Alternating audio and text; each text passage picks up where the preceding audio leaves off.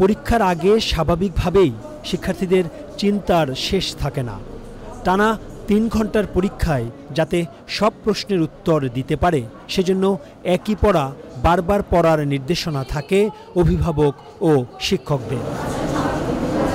তবে নতুন শিক্ষাক্রমের এই মূল্যায়ন টানা 5 ঘন্টার হলেও বিরক্তি নেই শিক্ষার্থীদের।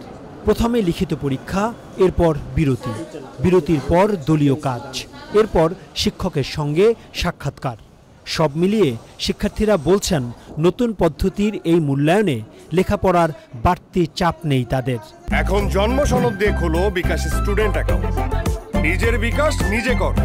নতুন কারিকুলামের উদ্দেশ্যটি হচ্ছে এটা যে মানবিক মানুষ হয়ে আমরা কাজটি করব, আমরা দলীয় কাজ করব, সবাই মিলে একসাথে কাজটি করব, সেই বিষয়ে আমরা পরীক্ষা দিচ্ছি।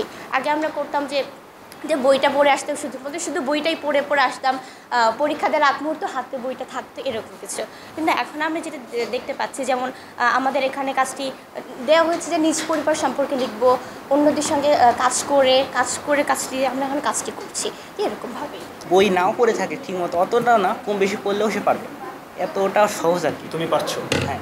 তখন কিন্তু আমরা মুখস্থ করে কোনো একটি বিষয় বুঝতে পারতাম না, শুধু মুখস্থ করে যেতাম। আর এখন এই পড়াটায় আমাদের মুখস্থ করা লাগতেছে না, আমরা যা পারি আমাদের মনের ভিতর যে সব অনুভূতি সব আমরা এই মূল্যায়নটা প্রকাশ করতে পারছি, যার জন্য আমার খুবই ভালো লাগছে। আমার মতে যে প্রত্যেক দিন যে শিক্ষার্থী আসবে, পড়াশোনায় মনোযোগ দিবে, টিচারদের কথা শুনবে, তারা এমনিতেই পারবে। আর বইটা মুখস্থ করা লাগবে না, যদি পড়ে যে শিক্ষার্থী একদিন বইটা একটু যদি বুঝতে পারে তাহলেই সে পারবে। আগের নিয়মে স্কুলে নিয়মিত উপস্থিতি, ব্যবহার, সততা, নেতৃত্বের গুণাবলী, পরিষ্কার পরিচ্ছন্নতার জন্য কোনো নম্বর ছিল না, সব নম্বরই ছিল পরীক্ষায় লেখার উপর।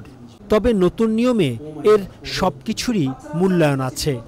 শিক্ষকরা বলছেন মূল্যায়ন এখন আর মুখস্থ নির্ভরতার উপর সীমাবদ্ধ নয়। এটি আগের যে পদ্ধতি ছিল তার চেয়ে অনেক সহজ।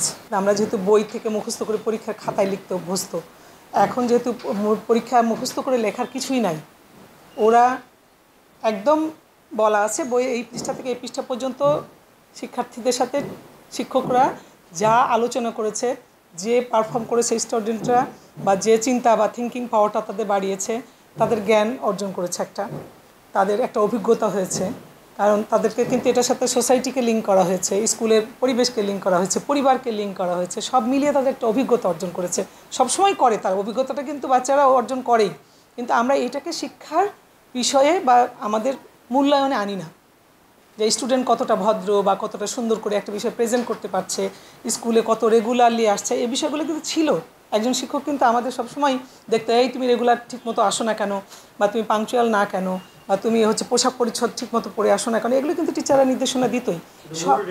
মূল রেজাল্টটা কখনোই এগুলিকে আমরা তুলে ধরতাম না, বা তুলে ধরে কোনো স্কুল আবার এগুলি রেকর্ডগুলিকে সংরক্ষণ করে তুলে ধরে।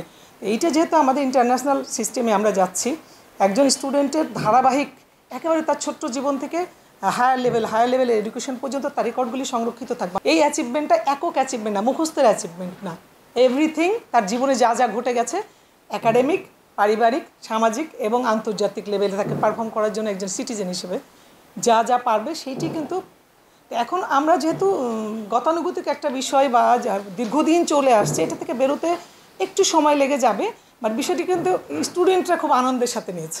এতদিন বাচ্চারা বাসা থেকে শিখে আসবে, পড়ে আসবে, তারপরে কমন আসবে কিনা, তারপরে সে পারবে কিনা, এই ধরনের একটা তার মানসিকতা ছিল যে এটা পড়তে হবে, কোনটা আসবে, সেরকম একটা তালিকা তৈরি করে যে এই প্রশ্নটি আসার মতো। কিন্তু এখানে সেই ভাবনার কোনোই বিষয় নেই। তবে সব জায়গার চিত্র এক নয়। সারা দেশে এই পরীক্ষা শুরুর নির্দেশনা থাকলেও রাজধানীর তেজগাঁও শিল্পাঞ্চল সরকারি প্রাথমিক বিদ্যালয়ে গিয়ে দেখা গেছে পরীক্ষা শুরুর কথা জানে না এই বিদ্যালয়ের শিক্ষার্থীরা। আজকে তো একটা পরীক্ষা আছে না, আজকে কোনো পরীক্ষা নেই, আমাদের জানাই নেই স্যার। ঈদের ছুটির শেষে বুধবার বিদ্যালয় খোলার প্রথম দিনে বেশিরভাগ শিক্ষার্থী না আসায় বাধ্য হয়েই পরীক্ষা নেওয়া যায়নি বলছেন শিক্ষকরা। অর্ধেক কিছু অনেক কম আসছে, এই জন্য নেওয়া সম্ভব হচ্ছে না, তা আমরা এটা পরবর্তী পর্যায়ে নিয়ে নেব। পিছিয়ে বললাম আমরা একটু পিছিয়ে পড়েছি। ষান্মাসিক সামষ্টিক মূল্যায়ন কার্যক্রম চলবে আগামী 30শে জুলাই পর্যন্ত। Mostafa Mallick, channel I, Dhaka.